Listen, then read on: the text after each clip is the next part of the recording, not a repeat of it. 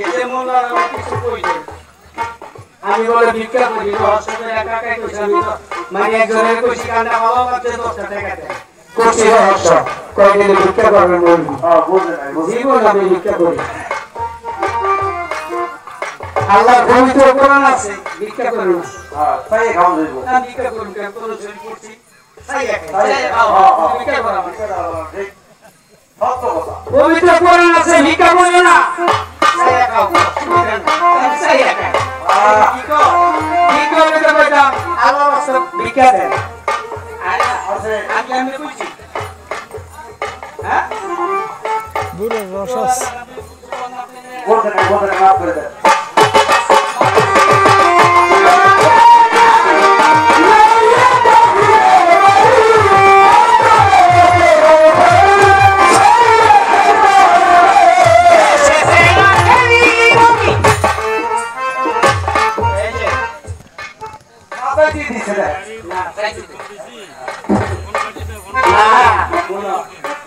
Kasarnya apa lagi sono kayak tadi sih.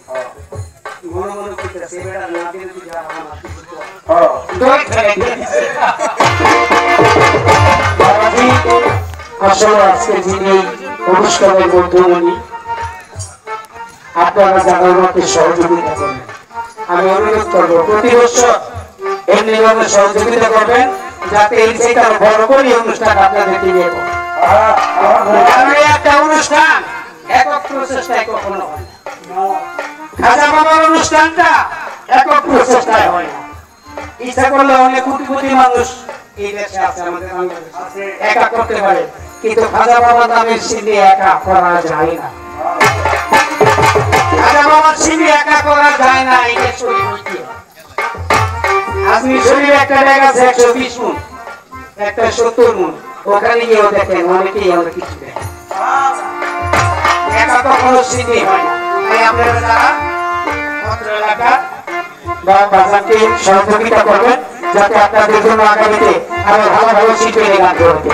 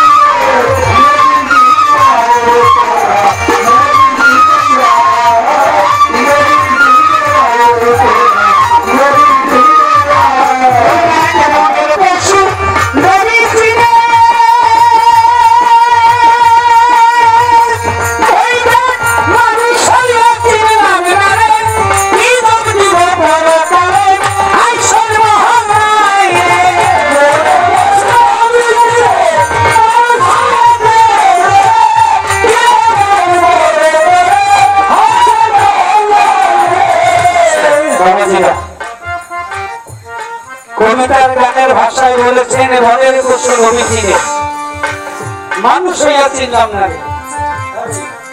আমার দিনের রবি আমি একটু কথা বলবো যদি আপনাদের কাছে খারাপ লাগে তারপরও আপনারা বলবেন আমি শান্ত করে দেব কারণ যদি সারা রাত গান করি আপনারা বর্তমানে ইউটিউব চ্যানেলে হাজার হাজার গান বিনা পয়সা শুনতে পারেন যেই বয়সে গান চান আমার তো আমি পারতাম কিন্তু কিছু কিছু কথা এই কথাগুলো যদি গানের মধ্যে প্রকাশ করা না হয় কোথাও ওই গান গাওয়ার থেকে না গাওয়াই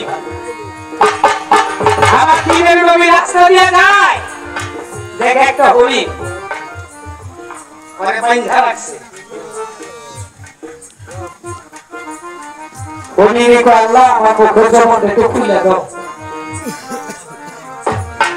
পরে বাইন্ধা রাখছে কারা ডাকাইছে ডাকাতি করে না বাইন্ধা রাখছে হরিণীর জবান আল্লাহ পাক খুলে দিলেন। হরিণী কয়, ইয়া রাসূলুল্লাহ, আমি সারাদিন এই গাছের সাথে আমাকে বেঁধে রেখেছি। আমার বাড়িতে আমার দুইটা বাচ্চা, ওরা দুধের জন্য না জানি কি করতেছে। আপনি দয়া করে আমাকে একটু ছেড়ে দেন, আমি আপনাকে জবাব দিলাম, আমি আমার বাচ্চা দুধের দুধ খাওয়াইয়া ঠিক সময় মতো আপনার এখানে চলে আসবো। আমার দিনে 90 দুইটা ছেড়ে দিছে। এখন যে ঢাকাতে এসে দেখে হরিণ নাই, দেখে একজন লোক বসে রয়েছে। তো এখানে একটা হরিণ ছিল, আমি ছেড়ে দিচ্ছি। কেন থাকছো? ছেড়ে দিচ্ছি। তাহলে তোমাকে ছাড়া যাবে না, আমাকে বেঁধে রাখো, আমাকে বেঁধে রাখো। যদি ওই হরিণটা আসে তাহলে তুমি আমাকে ছেড়ে দিও। আমার নবীকে বেঁধে নিলেন গাছের সাথে। কিছুক্ষণ পরে দেখে হরিণ ছিল একটা, এখন সাথে দুইটা বাচ্চা সহকারী, দুইটা বাচ্চা